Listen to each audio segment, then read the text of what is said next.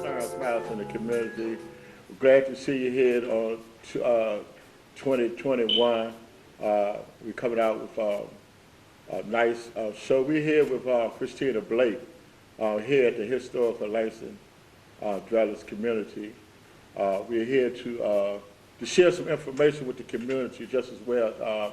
To do that little dialogue with her. We haven't seen her basically almost like in about a year or two, and we also have a working relationship almost, I think about 12 years ago, her and I, with my program, United Our Youth, we was able to come together with mentoring our youth. What's that name? Mentoring Our Us. Yeah, mentoring Our Us. It was a very, very beautiful program, and I really enjoyed it. I appreciate you coming. I appreciate you coming today, and talk about where we've been since last time we talked, and how we have grown, and how we developed, and how we moving on into the community here in Washington, D.C. One of the greatest things is that you're here today. Thank you. And with you being here, it allows us to break bread today. So tell me a little bit about yourself. Introduce yourself to me. Introduce yourself to the public. Introduce yourself to the world. You know what I mean? And just share a little bit of something where you're at. Then we'll keep it moving from there. Okay. Well, I am Chistina Blake. I am a developmental personal growth coach, an expert at that. I'm also a podcaster. I have my very own podcast show called Conversations with Chistina. I am an author of the book called Don't Look Like What I've Been Through, because I don't. And it's such a pleasure to be sitting on this podium and sharing it with Mr. Miles. And like he said earlier, we met over 12 years ago, or it could have been between 10 and 12 years ago, and we collaborated as two organizations that was geared towards the same vision, and that was building bridges and building gaps with the youth community. And most of the time, we are building these bridges and communities in the low-income environments, because what I learned in that relationship is that people forget about these communities like this, like Langston Terrace and Leroy Park and Sursum Quarters and 640, right. Park Road, yes. Park Road. They forget about our youth. So God is reaching back to people like you and myself who has the experience, because we once was where these youth are. That's right now. And the beauty of it is when you can reach one child and see the transformation take place in that child's life. And what I've learned through my process since our working relationship is that I had to really step back and reevaluate the whole dynamics of building bridges and building, merging gaps. Right. Because we can reach the youth. However, if we don't reach the whole family, we're doing a disservice to that child. Come on, man. Because that child is going back into that household that is more times than not broken.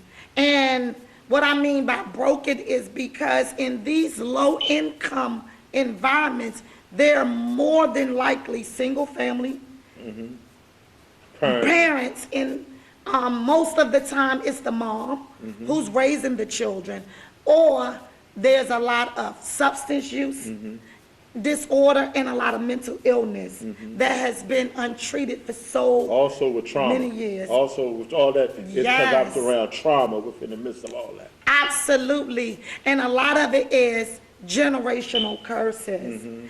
And most of the time, the mother was raised in the projects, and now she's raising her kids in this same environment. And we come in as outsiders, yeah. looking in and seeing where can we fit in at. And what I love about Uniting Our Youth is that you've been around for a while, and you have not yet given up. Right. On these kids, you're continuing to find avenues and implement instrumental tools in these youth so that they can become productive members of society and give back to the community the same way that you are. Right. And so what we have to do as a society is to help people like you to bridge those gaps and merge the bridges within these communities. So, you know, we can't just fix the child. We got to fix the whole family. And we need people to come in and volunteer and to help. And that's what we were talking about today. Yeah.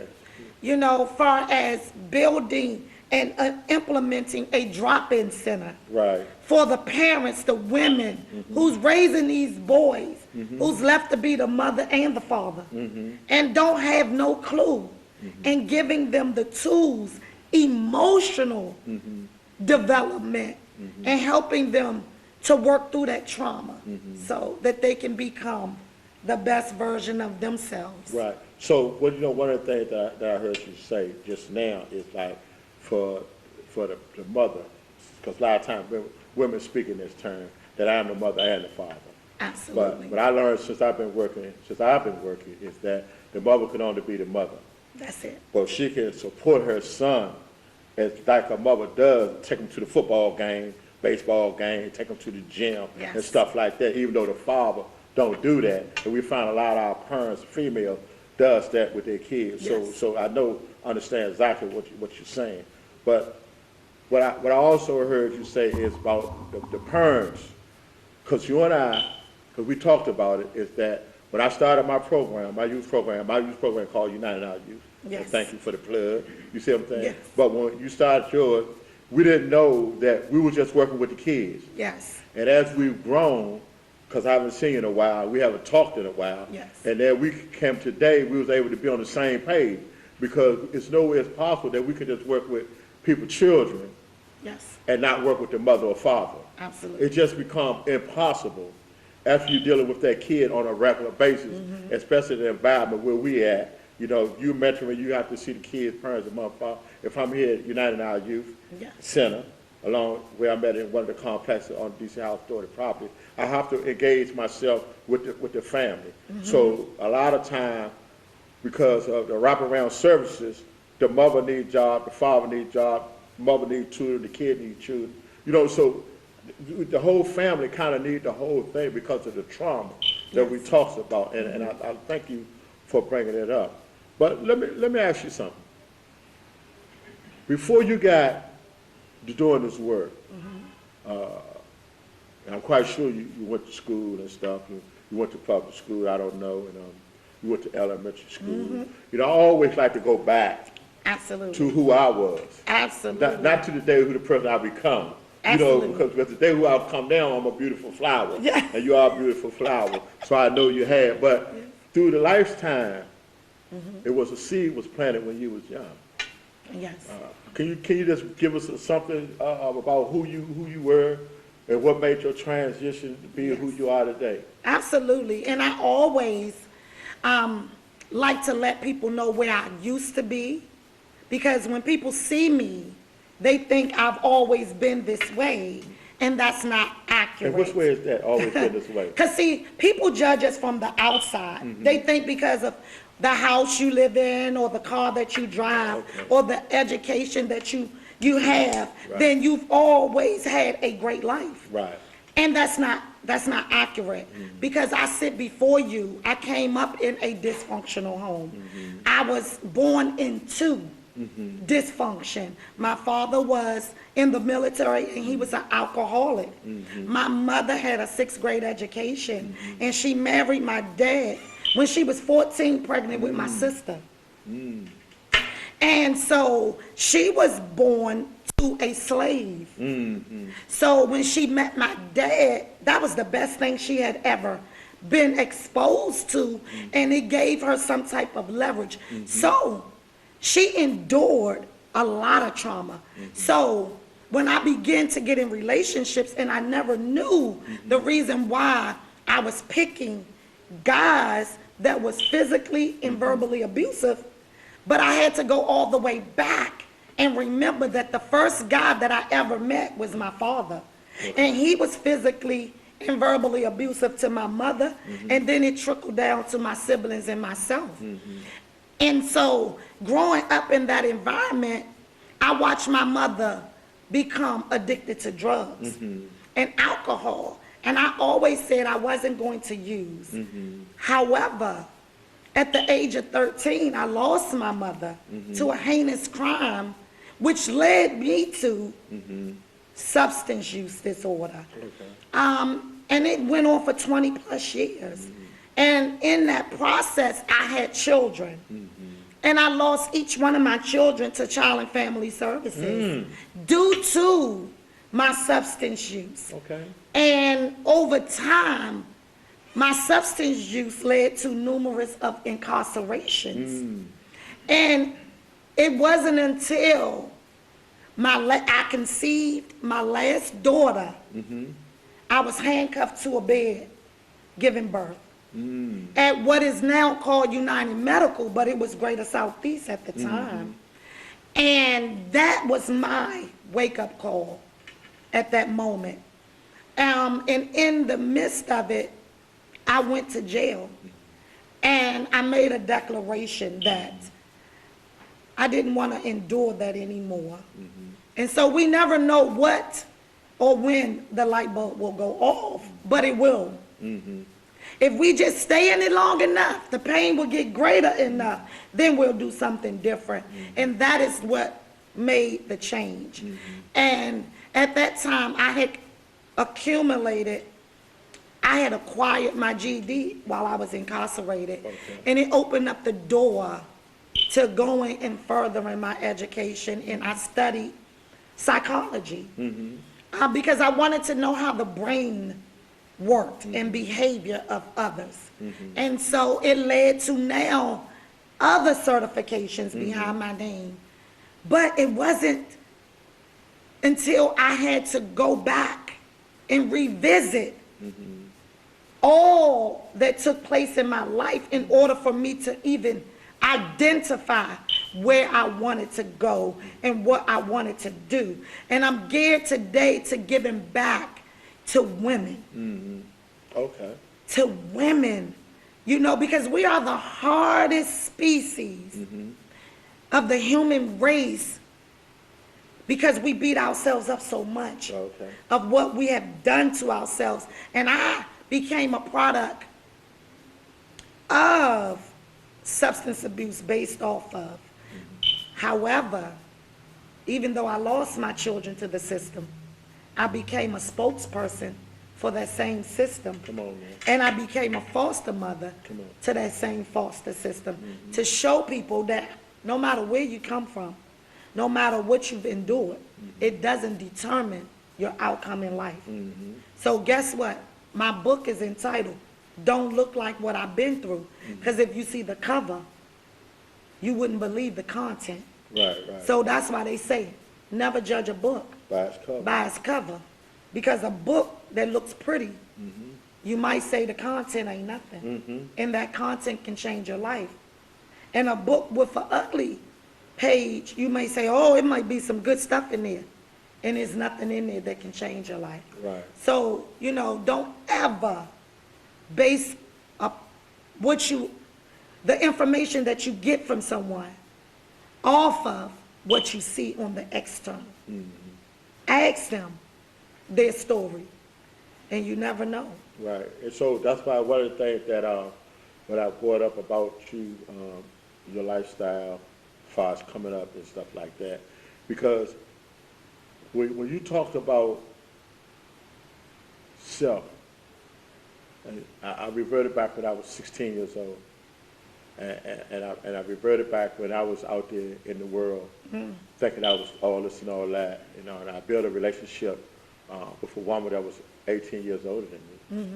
But it also took me back to my mother with my father, because when I looked around, my mother and my father got married. My mother was 16 years old, you know, and he was 10 years older than my mother.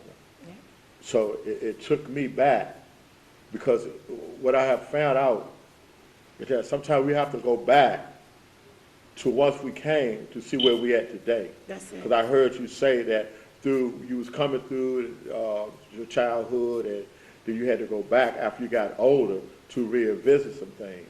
And when you went back to revisit, right, and the day that you found out what type of person that you was, how did you feel about yourself? Before I became knowledgeable, I had a lot of shame, a lot of guilt, a lot of low self-esteem, low self-worth, because I didn't even know who I was. You know, I had to go back and nurture that little girl, little Christina, little chocolate drop, is what my mother used to call me. So I had to go back. And I had to nurture her, and I had to get to know her.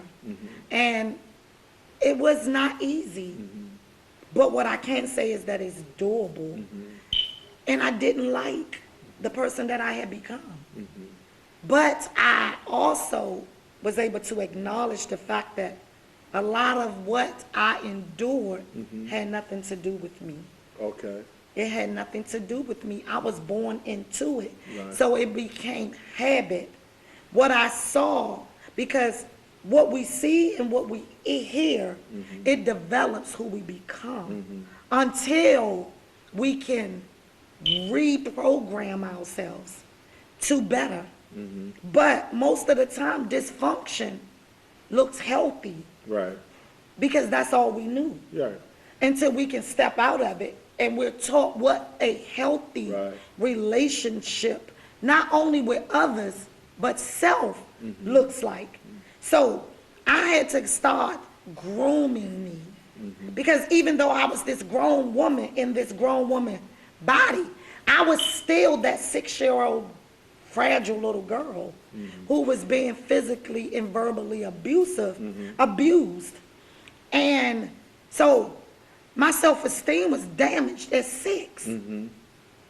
That's when my identity is being developed. So it was already saying, you ain't gonna be nothing. You ain't nothing. You look just like that whore. You did. So I became what someone said I was. Right. So as time went on, if a man didn't do that, he didn't love me. Because if you ain't block my eye, bust my lip, call me out my name, I thought B-I-T-C-H was my name. And I thought it was okay. Because then we get in friendships and we calling each other that. But once you look up the definition, I ain't no dog. Right. But when we don't know better, we're unable to do better. Right. So that's why when I asked you about how did you feel after you found out who you were, and then you found out that you wasn't responsible. But let me ask you this here. Did you get any help during your transition? Was there any women that came upon your life? Was it a conversation that struck you? Or was it a family member, a neighbor, or somebody at the church? Or who was that special guy, that mentor, or that person who kind of like enlightened you to take a peep at yourself? And y'all, I'm going to tell you, I had no role models. Come on. None. Come on. You know, because what's a role model is what I thought, because where I come from, there were none. Everybody was doing the same thing. I grew up in a residential area, but I was taken into the projects in Southwest. So everybody was doing the same thing.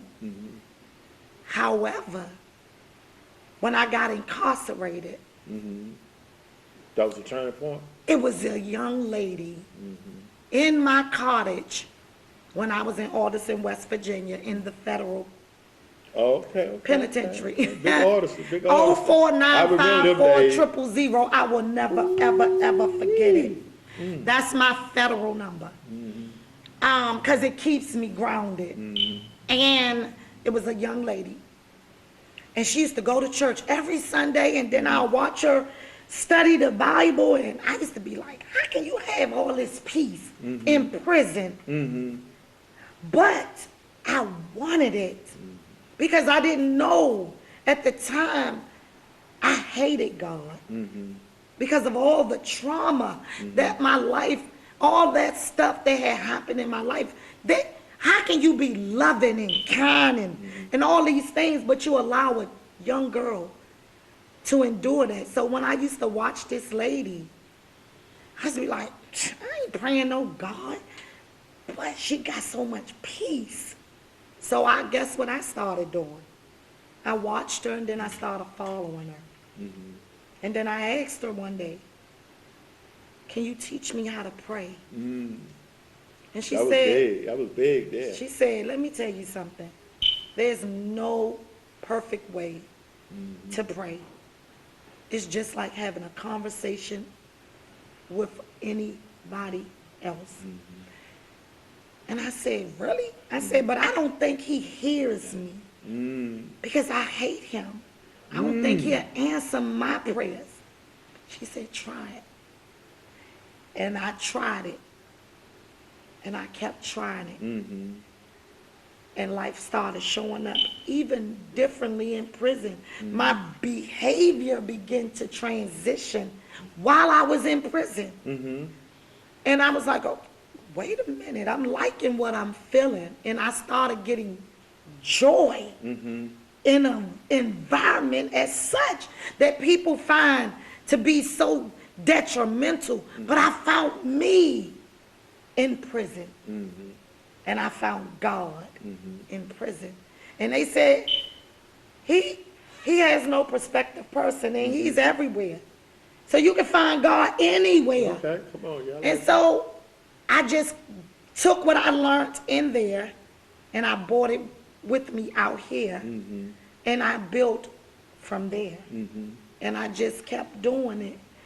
And I'm still evolving every single day. Because until I leave this earth, I will always evolve into a better version of myself. Right. Every single day. Yeah, and I really appreciate that because, and I appreciate you explaining that because, as you say, you may not look the way who you are, right now, or you haven't always been the way that you are right now. Absolutely. And even with me doing what I'm doing today, I always had the gift of gab. Excuse me. Yes. In elementary school, I always wanted to be a master of ceremony. You know what I mean? And when I was out in the community, I was always like, here he come. You know what I mean? Yeah. But then when I got involved with our youth, I wanted to do the best things that I needed to do to work with our youth. So as you was talking, you kind of like, you helped me, because I haven't always wanted to do what I'm doing. It took other people to help me. I also was in a program myself, and I got put out the program. I didn't think that I could ever start, because I started using stuff when I was at an early age. And I ended up in a 12-step program. And with me being in a 12-step program, it brought some awareness to my life. Matter of fact, hey, 28 years later, being in the program, I haven't looked back. My life has changed. And I'm giving back to the community. That's basically what I'm saying. So when we come back and we're going to talk about how we give back to our community and why it's so important. All right. Okay. All right. Yes, as we continue on working into the communities, and I'm quite sure you've been out in the community for some years. I think you've been working in a couple of facilities. What have you learned? What my friends used to call it human service work. What have you learned about working with people in the service, the work that you've been doing, and what are your biggest rewards that you feel that you have been holding on to that make you the person that you are? Well, for me, I've been in the field for as long as I've been clean, and this February be 16 years. Come on now. And I've always known that this was my calling. And every life that I touch in the work that I am continuously doing, I've worked for treatment facilities, working with substance and mental illness. Every job that I've had is geared around substance and mental illness. And what I've learned is that there's so many people that is broken, that has been traumatized, and that has grown up in dysfunction. And they're seeking something.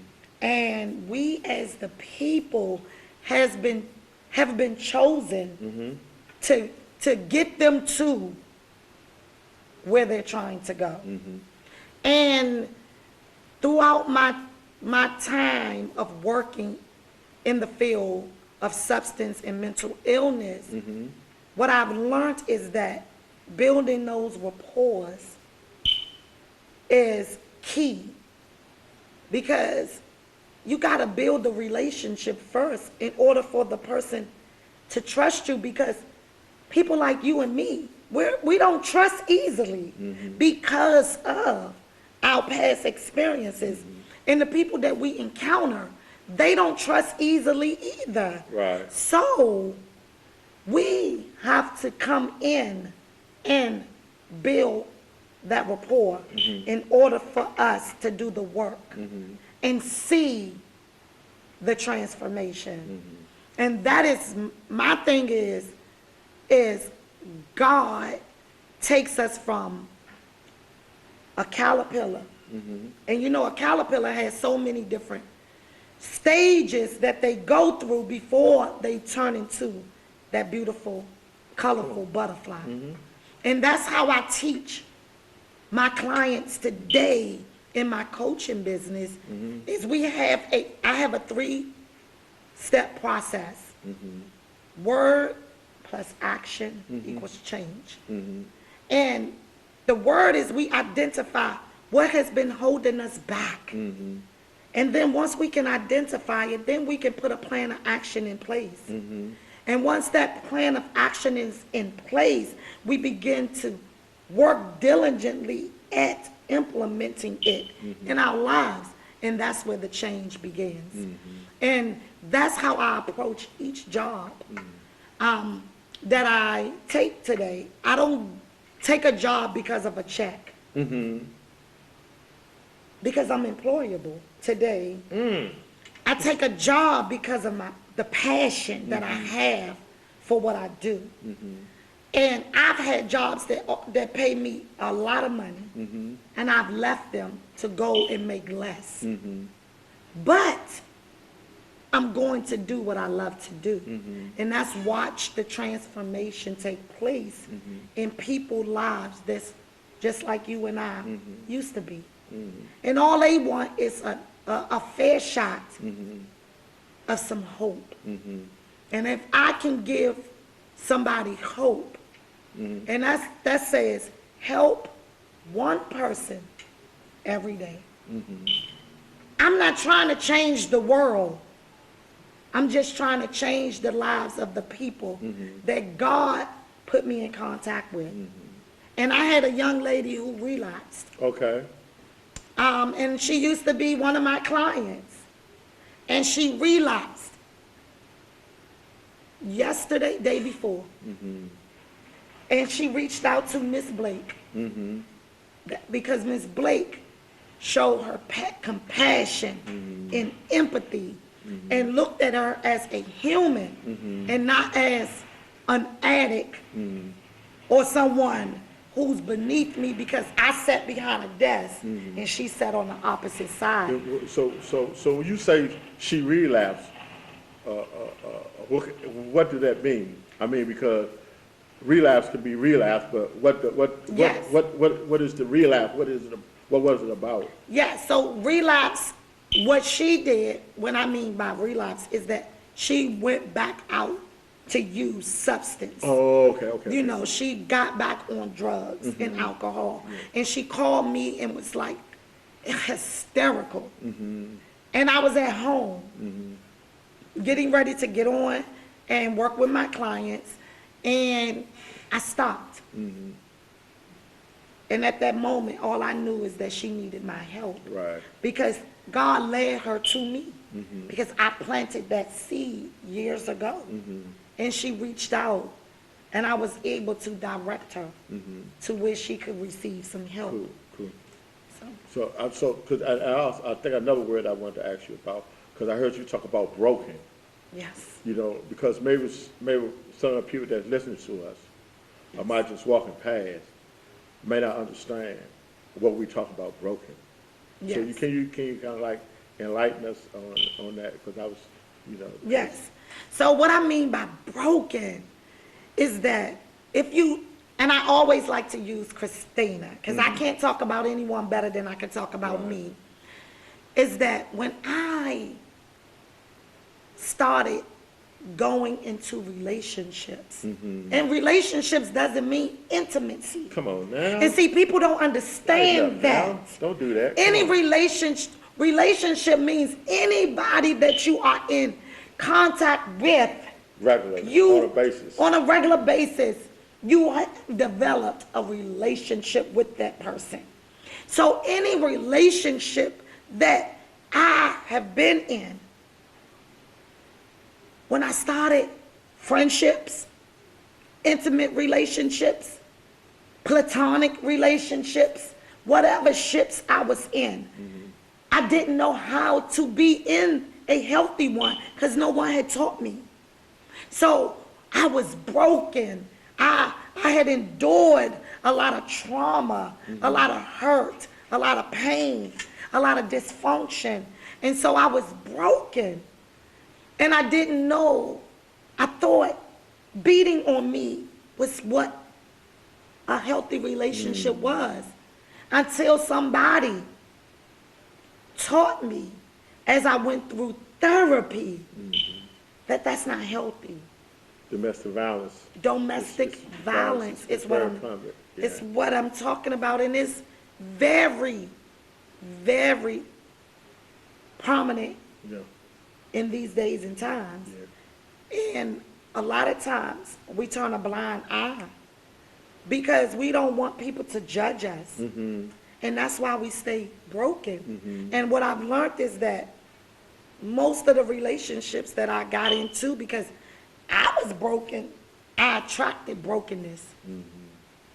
And now you got two broken people trying to be in a healthy relation, a whole relationship. Is that possible? Is it No, possible? it isn't. Well, can two people with a broken relationship work on building a better relationship? That's Absolutely. possible? Okay. That's possible because there's nothing that's impossible. Through God, all things are possible. Okay. But you got to be able to acknowledge that there's brokenness that exists. And some people don't want to acknowledge that. Right. And that's why we stay broken for so long. Right. And it goes from a child into a young adult into an adult. And take it out on the kids. And then we have kids. Take it out. And then they see what we go through because we never been treated for it or we never went to get no help. And so it's just a vicious cycle that's continuously go around and around until somebody say, enough is enough. Yeah, cool. So this is where we at now. We at 221, the day is January the 7th. Yesterday was a very historical day in Washington, D.C. A day I never seen before. Things that happened in our city that erupted was very, it was like a throwback. It was like, is this reality? Which we know it was. Yes. So, for our viewers, that's our capital was disrespected. Our city was disrespected. Our community, just as our United States was disrespected. Now, even though we changed direction, I changed it so swiftly, I just want to appreciate all the information that you gave us today. You know, that's good. But I want to ask you about, what did you see yesterday? And what did you see that happened, that was not being avoided? And when you seen it, what came to your mind?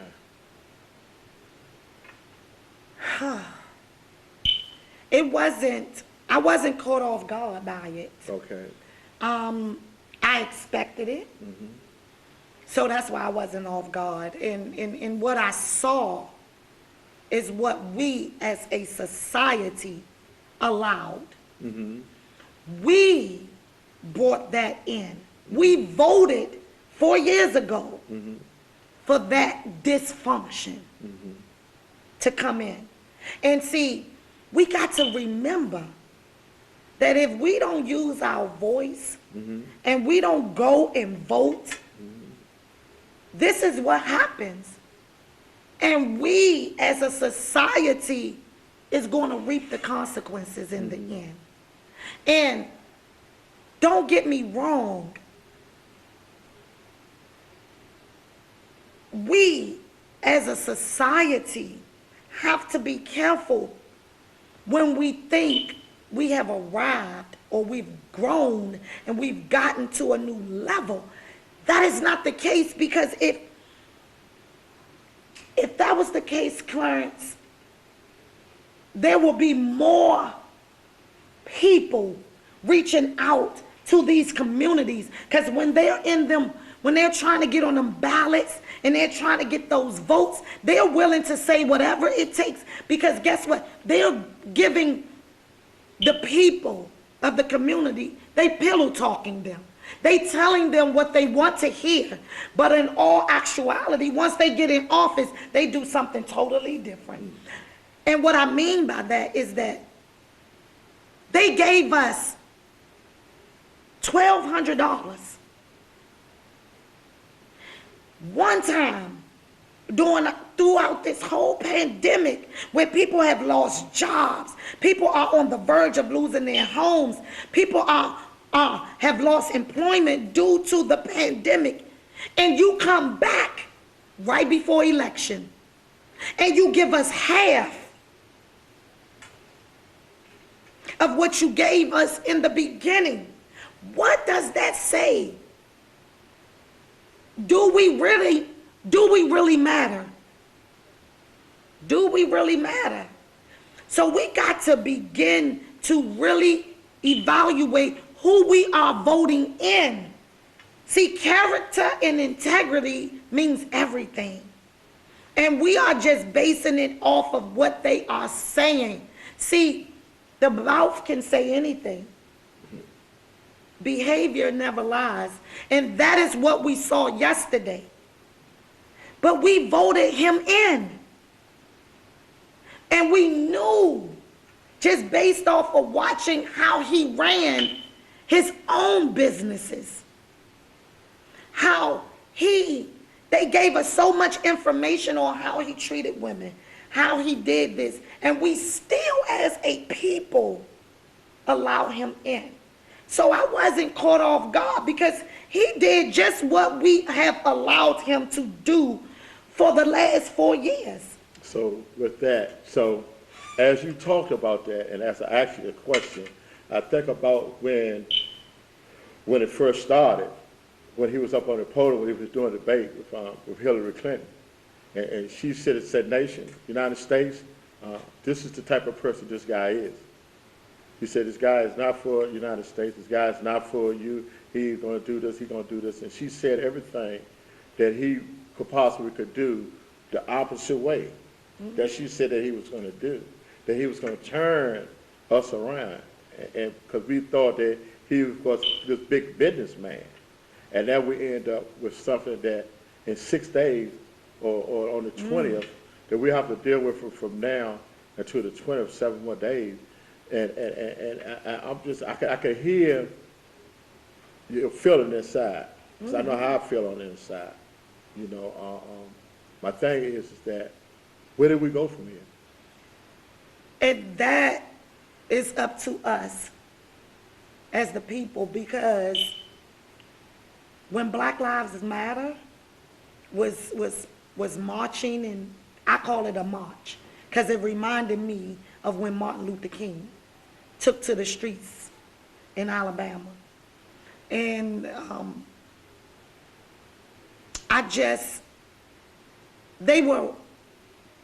he called the army, the guards, to come and stop us from moving, because society has said that one color dominates the other color.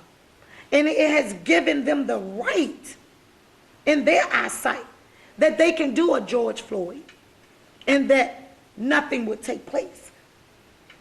But they've been doing it for so long. And he called the guards, and he beat young college students of color up.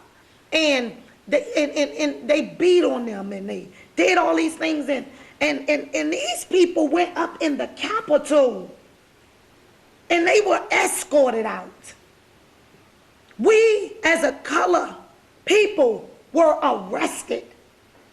And there's still people arrested to this day because we're in the pandemic and the courts are closed. So they're sitting in prison right now. Why wasn't any of them arrested? Why were they given a pardon, is what I want to call it. They were escorted, for a better word. We were locked up and treated like animals. They talked about us as if we weren't human. And I'm telling people that you got to do your research when you're putting these people in these positions of hierarchy. You got to do your research. Don't let them pillow talk you and tell you what they want you to hear, because now you're scuffling. Keep calling the IRS trying to figure out when you're going to get $600. Those are crumbs based off of the money that they're receiving. See, their families haven't been affected. But we of the underprivileged, as a society has. And we may face a lot of homelessness, more than what is already happening in the United States. This is the U.S. Capitol. And one of my girlfriends in Canada, Clarence, told me as I was doing my show that they are getting $2,000 a month to help their residents recover from this pandemic. And you tell me that we as a society living in the nation's capital have went from $1,200 to $600 one time. This is the second stimulus, and some people have yet to receive it. And they're saying if you don't get it, you can file it on next year's income taxes. How does that work for the people? How are you helping the people that you stood on the podiums and said that if you get in office, the changes that you were going to make? And we ain't saying that. Right. So, with saying that, and I understand, because it's a touchy situation, it's a touchy feeling. We're talking about Washington, D.C. Versus the United States, or United States versus John, and we are talking about escorting people in and letting them in and vandalism and this and that. But what is this showing you now? It's just how we need to talk to our youth, how we need to bring our youth up and let them know, about using their mind, thinking. Don't get distracted. Stay focused. Keep your mind on the prize, because our youth could be the same way if they're not taught different. if they're not brought up different. You know what I mean? Yes. Because anger, see, all that was anger. All that was built up anger that some of our kids know nothing about. Yeah. Even though we might argue with each other in the neighborhood, or we might have a lot of crime going on in our neighborhood, but I don't think a lot of us would go that far as what they did. Touching that Capitol was a no-no. Yes. But when you did it, that lets you know you have no regard about the United States or your country. That's it. You know, I'm just saying this is because it's a touchy situation, man. Yeah. You know, our kids is very, very important to me. Yes. Our community is very important to me. You know, I don't know where we're going at tomorrow, or tomorrow is in the future, Yes. but I pray that we need healing. You know what I mean? I pray that we get healing. And I pray that we'll continue on working together. Yes. I pray that we continue on communicating. And I really appreciate your walk. You know, I really appreciate your talk. You know, because one thing about it, you just don't talk it, you walk it. And then when you walk it, because you talk it, and you have the strength to build women. I would like you just to continue on building the women, building your foundation, continue building your brand, and continue on being the most beautiful person that you could be. This is Clarence Miles in the community. Yes. And I appreciate who I have here. It was so good talking to you, and so good for you to come on to this show. And let this be your last time coming. No. Because you have a lot of information that we want to share and give out to the community. Absolutely. So do you have any closing remarks or anything that you want to say before we Yes, I just want to let each and every person each and every young lady who will watch this, I want to let you know that you're not alone and that you don't have to do this by yourself. And so please reach out to me. Reach out to me. You can reach me on all of my social media platforms. I am Chistina Blake on Instagram, Chistina Blake on Facebook.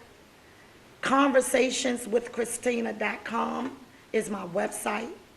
My business number is 240-685-7280.